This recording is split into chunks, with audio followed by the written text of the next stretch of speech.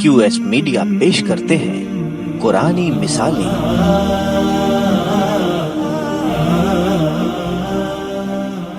अस्सलामु अलैकुम वरहमतुल्लाहि वबरकातुहू।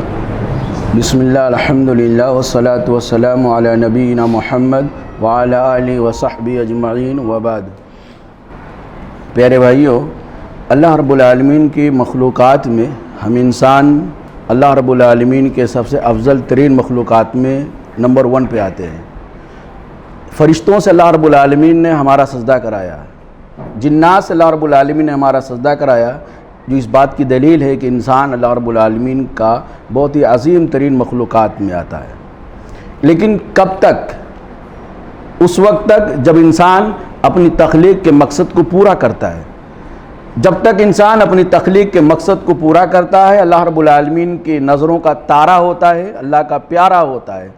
लेकिन जहाँ इंसान अपनी तख्लीक के मकसद को फौत कर दिया, अपनी तख्लीक के मकसद को भूल गया, तो वो गटर के कीड़े से भी ज़्यादा बदतर अल्लाह रब्बुल आलमीन की नज़र में हो जाता है। कुरान करीम ने ऐसे लोगों की जो अल्लाह के नाफरमानी करने वाले होते हैं, अपनी तख्लीक के मकसद को फरामोश कर देने वाले होते हैं, उनकी मिसाल कहीं जानवर से दिया है, कहीं तमाम मखलूक़ात में सबसे बुरी मखलूक़ात से दिया अल्लाह रब्बुल आलमीन ने। एक मिसाल अल्लाह रब्बुल आलमीन ने 19वें पारे में ये दिया है, अम तहसबु अन्न अक्सरहुम यस्मऊना औ याक़िलूना। मोहम्मद सल्लल्लाहु अलैहि वसल्लम, क्या आप ये समझते हैं कि इनमें अक्सर लोग आपकी बातें सुनते हैं या आपकी बातों पे गौर व फिक्र करते हैं? देखने में तो ऐसा लगता है कि सुनते हैं, लेकिन सुनने का अगला पॉइंट क्या होना चाहिए? सुनने का नतीजा क्या निकलना चाहिए? आदमी जो सुने उसको समझे और जो समझे उस पर अमल करे। लेकिन अगर कोई आदमी सुनता ही नहीं है तो समझेगा कहाँ से? और जो समझेगा नहीं वो उस पर अमल कहाँ से करेगा? तो अल्लाह रब्बुल आलमीन ने बयान फरमाया, मोहम्मद सल्लल्लाहु अलैहि वसल्लम, कि आप ये गुमान करके बैठे, ये ख्याल कर रहे हैं कि इनमें अक्सर लोग आपकी बातों को सुनते हैं या आपकी बातों पे गौर करते हैं? हरगिज़ ऐसा नहीं है। ये तो आपके सामने वो लोग हैं जो इन्हुम इल्ला कल अनआम, जो चौपायों की तरह हैं। चौपाई माने जानवर। 8 जानवर आते हैं मेल और फीमेल मिला करके, जिनकी कुर्बानी की जाती है, उनको अनाम कहा जाता है। तो अल्लाह रब्बुल आलमीन बयान फरमाया, ये जो आपकी बातों को सुनते नहीं, सुन के समझते नहीं या समझ करके अमल नहीं करते हैं, तो ये कैसे हैं? ये जानवरों की तरह। मिसाल अल्लाह ने क्या दिया? इंसान में से अल्लाह ताला ने कुछ लोगों की मिसाल जानवरों जैसा दिया है, जो अपने मकसद तख्लीक को पूरा नहीं करते, किताबुल्लाह को सुनते नहीं, अंबिया किराम की दावत पर कान नहीं धरते, वो जानवरों की तरह कैसे हैं? ऐसे ही हैं जैसे जानवर होते हैं चौपाए, उनको कौन बुला रहा है कुछ पता नहीं, चरवाहा बुला रहा है या कसाई बुला रहा है। जानवरों को पता नहीं होता है कि बुला के ये ले कहाँ जा रहे हैं, हमको हरी हरी घास चराने ले जा रहे हैं, चारा डालने के लिए ले जा रहे हैं, या मज़बा खाने में लेके जा रहे हैं। ज़बा खाना जहाँ ज़बा किया था, जानवर को पता रहता है? जानवर को नहीं पता रहता। ऐसे ही ये कुछ इंसान ऐसे, बल्कि अक्सरियत ऐसी है जिनको ये नहीं पता चलता है कि इनको कौन आवाज दे रहा है, कौन पुकार रहा है, किसकी पुकार पर लब्बैक कर रहे हैं, किसके पीछे भागे दौड़े जा रहे हैं। और इनको ये भी नहीं पता है कि ये जो बुलाने वाले हैं, इनमें से कौन इनका खैरखा है, कौन इनका बदखा है, कौन इनको कामयाबी की तरफ बुला रहा है और कौन हमेशा की नाकामी की तरफ बुला रहा है, कौन जिंदगी के लिए बुला रहा है और कौन तबाह करने के लिए बुला रहा है। इनको ये नहीं पता चलता है, जिसे जानवर नहीं पता पाता है। तो अल्लाह रब्बुल आलमीन इस एतबार से ये लोग जानवरों जैसे हैं। आगे अल्लाह ने बयान फरमाया, बल हुम अज़ल्लु सबीला, बल्कि ये जानवरों से भी ज्यादा भटके हैं। अल्लाह अकबर। जानवर तो अच्छे हैं, जानवर से ज्यादा गए गुजरे हैं। जानवर से ज्यादा गए गुजरे कैसे हैं? इसलिए कि अल्लाह रब्बुल आलमीन ने जानवरों को अक्ल नहीं दिया है, सोचने समझने की सलाहियत नहीं दिया है, खैर और शर में तमीज करने की अल्लाह रब्बुल आलमीन ने इनको समझ नहीं दिया है। लेकिन इसके बावजूद ये अपने मालिक को पहचानते हैं और अक्ल दिमाग ना होने के बावजूद जिसकी खाते हैं उसी की गाते हैं। जो लोग जानवर पालते हैं उनको मालूम होगा, जब उनका पाला हुआ जानवर उनको देखता है तो फौरन की तरफ लपक के आ जाता है, जबान निकाल करके, और उसको चाटने लगता है, उसको चूमने लगता है। अब आदमी जब मालिक होता है तो उसका सर सोलाने लगता है, तो उसको ज़्यादा सुकून मिलता है। तो जानवरों का मामला ये होता है कि जिसकी खाते हैं उसकी गाते हैं।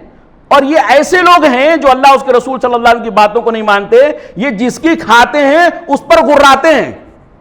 اللہ کی کھاتے ہیں, اللہ کے ساتھ شرک کرتے ہیں. اللہ کی کھاتے ہیں, اللہ رب العالمین کا بیٹا بناتے, اللہ کا کھاتے ہیں, اللہ رب العالمین کی بیٹیاں بناتے. تو یہ اس اعتبار سے جانوروں سے بھی گئے گزرے ہیں, جانوروں سے بھی گئے گزرے ہوئے کہ نہیں. اور دوسرا اس اعتبار سے بھی جانوروں سے گئے گزرے ہیں کیونکہ اللہ رب العالمین نے ان چوپایوں کو جس مقصد کے لیے پیدا کیا ہے وہ چوپائے اپنے پیدائش کے مقصد کو پورا کر رہے ہیں. گائے دودھ دیتی ہے اپنے ٹائم پہ, اونٹنی اپنے ٹائم پہ دودھ دیتی ہے, بیل اپنے ٹائم پہ کام کرتا ہے, بوجھ اٹھاتا ہے, کھیت جوتتا ہے. اونٹ کا معاملہ بھی ایسے ہوتا ہے, پانی ایک جگہ سے دوسری جگہ اٹھا کے لے کے جاتا ہے, بوڑھا ہو جاتا ہے, انسان اس کو کاٹ کے. یہ اپنے تخلیق کے مقصد کو پورا کر رہے ہیں. لیکن انسان یہ جو اکثریت ہے جو جانوروں سے گئے گزرے سے اعتبار سے ہیں کہ یہ جانور بیچارے عقل نہ ہونے کے باوجود اپنے پیدائش کے مقصد کو پورا کر رہے ہیں, اور یہ وہ لوگ ہیں جن کو اپنی پیدائش کے مقصد کا پتہ ہی نہیں ہے, نہ پتہ کرنا چاہتے ہیں نہ جاننا چاہتے ہیں. تو اس اعتبار سے یہ جانوروں سے بھی گئے گزرے ہو گئے ہیں. تو اللہ رب العالمین سے دعا کریں کہ اللہ تعالی ہمیں ان جیسے لوگوں کی طرح بننے سے اللہ تعالی ہمیں بچائے, ان لوگوں کے طریقے پر چلنے سے بچائے جن کو اللہ تعالیٰ تو نے کہا ہے جانور ہیں بلکہ جانوروں سے بھی گئے گزرے ہیں. اور ہم ایسے لوگوں سے اپنے آپ کو بچا تب پائیں گے جب ہم اس بات کو سمجھیں کہ اللہ نے ہم کو کیوں پیدا کیا ہے, مقصد تخلیق ہمارا کیا ہے, دنیا میں کیوں بھیجا ہے. اس مقصد کو سمجھیں گے اور سمجھ کر کے اس مقصد کو جب پورا کریں گے تو انشاءاللہ اللہ رب العالمین کی یہاں افضل ترین مخلوقات میں ہمارا شمار ہوگا, ورنہ ہمارا حشر کیا ہوگا, جانور بلکہ جانوروں سے بھی بدتر ہوگا. اللہ تعالی ہمیں سمجھ عطا فرمائے. دوسری مثال اللہ رب العالمین نے دیا ہے, حضرت موسیٰ علیہ السلام کا قصہ آپ نے سنا ہوگا. موسیٰ علیہ السلام بنی اسرائیل کو لے کر کے رات کی تاریکی میں مصر سے نکلتے ہیں. چلتے چلتے چلتے چلتے آگے سمندر آگا بحر قلزم. فرعون کو پتا چلا بنی اسرائیل کو موسیٰ لے کر بغیر میری اجازت کے راتوں رات نکل گئے. اب مارے غصہ کا لال پیلا ہو گیا, پورا بڑے بڑے وزراء منتری جو اس کے خاص درباری تھے, فورس تھے, سب کو اکٹھا کیا اور موسیٰ علیہ السلام اور بنی اسرائیل کا پیچھا کیا. صبح سورج نکلنے کے قریب تھا, روشنی پھیل رہی تھی کہ موسیٰ علیہ السلام اس سمندر پہ پہنچے بحر قلزم پہ, اور پیچھے فرعون, پیچھے مڑ کر دیکھ رہے ہیں موسیٰ علیہ السلام کے ساتھی, تو کہتے پیچھے فرعون آ گیا, آگے سمندر آ گیا, پیچھے فرعون, جانے بچنے کا کوئی راستہ نہیں ہے. یعنی ان میں سے یوشع بن نون اور اسی طرح بعض لوگ کہتے ہیں کہ فرعونیوں میں سے, قبطیوں میں سے جو مسلمان ہو گیا تھا, ایمان لایا تھا, وہ موسیٰ علیہ السلام کے پاس آیا اور کہا موسیٰ علیہ السلام آگے دریا ہے, پیچھے دشمن ہے, اس سمندر پہ جہاں پار ہونے کا کوئی راستہ ظاہری نہیں ہے, کیا آپ کے رب نے آپ کو اس بات کا حکم دیا تھا کہ بنی اسرائیل کو لا کے یہاں کھڑا کر دینا؟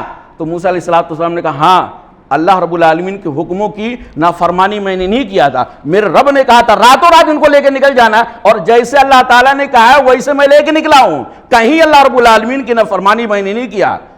اتنا بات ہو رہی تھی کہ فرعون کا لشکر پورا دھاؤ مار کر کے ایک دم قریب آ گیا. اب قریب آ گئے تو بنی اسرائیل کے ہوش اڑنے لگے, اور ان میں سے بہت سارے لوگ کہنے لگے اے موسیٰ علیہ السلام ہم تو پکڑ لیے گئے. موسیٰ علیہ السلام نے کہا نہیں پکڑے گئے, ان معی ربی سیہدین, میرے ساتھ میرا رب ہے, وہ مجھے بتائے گا اس ٹائم پہ ہم کو کیا کرنا ہے. ہم نے جب یہ مصیبت کی گھڑی آئی, سامنے سمندر ہے, پیچھے فرعون ہے, موت بالکل ہمارے آنکھوں کے سامنے دوڑتی ہوئی نظر آ رہی ہے, اس موقع پہ ہم نے اپنی پچھلی زندگی کا اوراق کو پلٹا تو ہم نے کہیں اللہ کی نافرمانی نہیں کیا ہے, اللہ کے حکموں کے مطابق میں یہاں آیا ہوں, تو اللہ رب العالمین مجھے ضائع نہیں کرے گا. جس چیز کا تمہیں ڈر لگتا ہے فرعون ہمیں پکڑ لے گا, ہرگز نہیں پکڑ پائے گا. ان معی ربی سیہدین, میرا رب میرے ساتھ مجھے بتائے گا کیا کرنے کا. یہ بھروسہ اور یہ توکل موسیٰ علیہ السلام کا دیکھ کر کے, اور موسیٰ علیہ السلام نے کوئی اللہ رب العالمین کی نافرمانی نہیں کیا تھا. موسیٰ علیہ السلام کو اللہ نے کہا کہ اے موسیٰ علیہ السلام, یہ جو آپ کے ہاتھ میں لاٹھی ہے اس کو سمندر پہ ماریے. فَأَوْحَيْنَا إِلَى مُوسَىٰ, ہم نے اس نازک ترین موقع پہ موسیٰ علیہ السلام کی طرف وحی کیا جب موت بالکل گردش کرتی ہوئی نظر آ رہی تھی. کیا وحی کیا؟ أَنِ اضْرِب بِعَصَاكَ الْبَحْرَ, کہ اپنی لاٹھی کو سمندر پہ ماریے. موسیٰ علیہ السلام حکم پا کر کے کرتے کیا نہ کرتے, حکم پائے تو موسیٰ علیہ السلام لاٹھی کو سمندر پہ مارا. فن فلقا, وہ سمندر پھٹ گیا. فن فلقا مطلب پھٹ گیا. کیسا پھٹ گیا؟ ایسا پھٹ گیا فَكَانَ كُلُّ فِرْقٍ كَالطَّوْدِ الْعَظِيمِ، ایسا پھٹ گیا جیسے پہاڑ ہوتا ہے، عظیم ترین بھاری اونچا پہاڑ جیسے ہوتا ہے، دور سے آدمی دیکھتا ہے کہ پہاڑ ہے، ایسے ہی سمندر 2 حصوں میں بڑھ گیا، اور بعض لوگ کہتے ہیں کہ 12 حصوں میں بڑھ گیا، کیونکہ بنی اسرائیل کے 12 خاندان تھے، 12 قبیلے تھے۔ بہرحال یہ تفسیری روایتیں ہیں، لیکن اتنا تو اللہ تعالیٰ نے کئی کلام بتا رہے ہیں کہ فَكَانَ كُلُّ فِرْقٍ كَالطَّوْدِ الْعَظِيمِ، یعنی ہر حصہ پانی کا پہاڑ کی شکل اختیار کر لیا، اور ایسا پہاڑ بن گیا کہ ایک حصہ دائیں طرف اور ایک حصہ بائیں طرف، اور بیچ میں راستہ بن گیا۔ مفسرین کہتے ہیں کہ تود کا مطلب ہوتا ہے، کتودی ہے نا، التود کا مطلب ہوتا ہے بھاری پہاڑ، الجبل العظیم، بھاری پہاڑ، لیکن اللہ تعالیٰ نے التود جو بھاری پہاڑ کے لیے آتا ہے ساتھ میں عظمت کو بیان کرنے کے لیے العظیم کا بھی لفظ کر دیا ہے، جبکہ عظیم کا لفظ بظاہر کچھ معنی نہیں رکھتا یہاں پہ، کیونکہ التود کے اندر عظیم کا معنی ہے، لیکن اللہ رب العالمین نے مبالغے کے طور پہ بتایا ہے کہ پانی جو ہے وہ پہاڑ کی طرح 2 حصوں میں بڑھ گیا، ایک حصہ یہ سائڈ میں کھڑا ہو گیا اور ایک حصہ یہ سائڈ میں کھڑا ہو گیا۔ بہت سارے مفسرین اس کو نارمل لیتے ہیں، کوئی خاص واقعہ نہیں ہے، معمولی واقعہ ہے، لیکن ان کو سمجھنا چاہیے، قرآن کریم کے الفاظ پر غور کرنا چاہیے۔ پانی صرف 2 حصوں میں بٹا نہیں، بلکہ بیچ کا راستہ صاف ہو گیا، بیچ میں راستہ بن گیا سمندر میں، اور وہاں پانی نہیں تھا، پانی تو دور کی بات ہے، وہاں گیلا پن بھی نہیں تھا۔ پانی اگر آپ کہیں تالاب میں سے نکالیں گے، گٹر میں سے، تو کیچڑ تو رہے گا نا، ایسا نہیں کہ سوکھ جائے گا فوراً، کتنا آپ کوشش کریں گے تو اتنا جلدی سوکھے گا نہیں، لیکن اللہ تعالیٰ کی طرف سے یہ بطور معجزہ تھا۔ اس لیے اللہ رب العالمین کے حکم کو پا کر کے موسیٰ علیہ السلام نے جب دریا پہ، سمندر پہ لاٹھی مارا تو دریا کا پانی 2 حصوں میں اونچائی کی طرح ڈیوائیڈ ہو گیا، تھپیڑوں کے جیسے آتا ہے، اور بیچ میں جو راستہ بنانا وہ راستہ سوکھا تھا، ذرہ برابر بھی کیچڑ نہیں تھا۔ موسیٰ علیہ السلام کو اللہ تعالیٰ نے حکم دیا اسی سے اپنی قوم کو لے کے نکل جاؤ، لیکن موسیٰ علیہ السلام یاد رکھنا، نکلنے کے بعد دشمن کے خوف سے کہیں ایسا نہ ہو کہ سب بنی اسرائیل کو نکال دیے اور پیچھے پلٹ کر کے دیکھے بنی اسرائیل اب کوئی نہیں بچا ہے اور دشمن آ رہا ہے فرعون، تو آپ اس لاٹھی کو دوبارہ سمندر پہ مار دیں گے اور پانی مل جائے گا، ایسا مت کرنا، وہ میرا کام ہے۔ یہ راستہ جو بنایا گیا ہے تمہارے صرف نکلنے کے لیے نہیں بنا ہے، جو میں نے راستہ بنایا نا صرف تم کو نکالنے کے لیے نہیں بنایا ہے، ارے اللہ کی قدرت کا کمال، اللہ کی طاقت کا کمال تبھی تو اتنا ظاہر ہوگا کہ اسی راستے سے بنی اسرائیل کو اللہ نکال رہا ہے، اور دوبارہ پیچھے جو قوم آ رہی ہے فرعون اور اس کا لشکر، اسی قوم کو یعنی فرعون اس کی لشکر کو اسی راستے میں دھسا رہا ہے، ڈبو رہا ہے۔ مار دو گے تو بہت سارے لشکر بچ جائیں گے فرعون کے، اس لیے رہنے دینا، تم نکل جانا، یہ فرعون کا لشکر آئے گا، سمندر میں دیکھے گا راستہ بناؤ، اسی راستے میں سے جب آئے گا پہلا آدمی وہ کونے پہ، لاسٹ والا یہ کونے پہ، جب سارے کے سارے لوگ اس راستے میں آ جائیں گے تو پھر وہ میرا کام ہے کہ کیسے ان کو ڈبونا ہے۔ جیسے پورے فرعونی اس کے اندر پہنچ گئے تو اللہ تعالیٰ نے دریا کو حکم دیا جیسے پہلے تیرے اندر طغیانی تھی ویسے پھر طغیانی لے کر آ جا میرے بھائیو۔ تو یہ ایک معجزہ اللہ تعالیٰ نے کیا کہا، یعنی ممبئی والے جانتے ہیں کہ اگر آپ سمندر پہ جائیں گے نا تو لہریں بہت تیز آتی ہے، طوفانی لہریں آتی ہے، تو کافی 2-3 دن بلڈنگیں تک پانی اچھل جاتا ہے، لیکن میرے بھائیو اس کے بعد فوراً وہ سرک جاتا ہے، چند سیکنڈ رک سکتا ہے لیکن اتنا دیر تک نہیں رکتا ہے کہ بیچ میں سے کوئی آدمی نکل جائے۔